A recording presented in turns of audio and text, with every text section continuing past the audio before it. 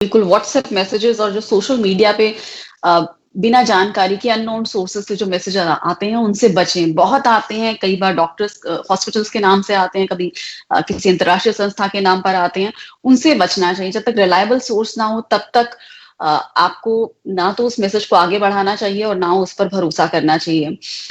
तो जिस तरह से आपने कहा कि जो है फिजिकल डिस्टेंसिंग और जो बायोलॉजिकल वैक्सीन आती है, दोनों को साथ साथ चलना होगा। यानी कि सोशल वैक्सीन और बायोलॉजिकल वैक्सीन दोनों को साथ साथ चलना होगा और कॉमन सेंस अप्लाई करना होगा आपको।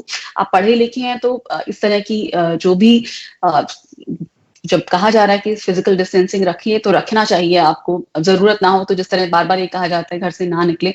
सरफेस को लेके डॉक्टर नीरज निश्चल मैं आपसे कहना चाहूंगी कि आप दर्शकों को बताएं कि सरफेसेस से कैसे बचना चाहिए, क्योंकि सरफेस पे लोग ध्यान नहीं देते। मतलब बाहर के कपड़े आए वो रख लिए, मास्क का सरफेस है वो पॉकेट में डाल दिया, किसी भी जगह बैठ गए या किसी भी चीज को छू लिया।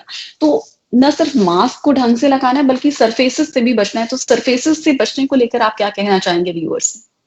देखिए, जहां भी जो भी हाई कांटेक्ट सरफेस होते हैं, चाहे वो डोर नॉब्स हो, आप ट्रैवल कर रहे हैं तो बस के हैंडल्स हुए या फिर रेलिंग्स हुए, उस पे हमें टेंडेंसी होती है कि हाथ रखने की, या फिर कई लोग छींक खांस के फिर उसके बाद उन चीजों को टच कर रहे हैं।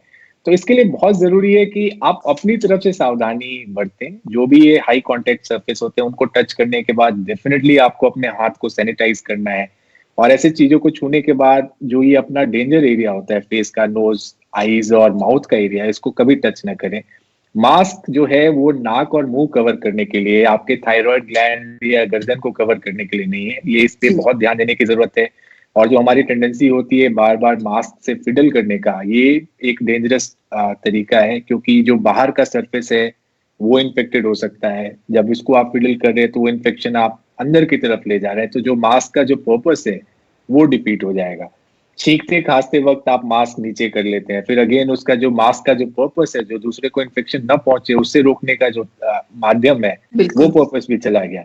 तो ये मास्क जो एटिक्वेट की बात करते हैं, ये बहुत जरूरी है। और जब भी आपके मास्क गंदे हो गए हैं तो डेफिनेटली उसको डिस्कार्ड करके दूसरा मास्क यूज करें।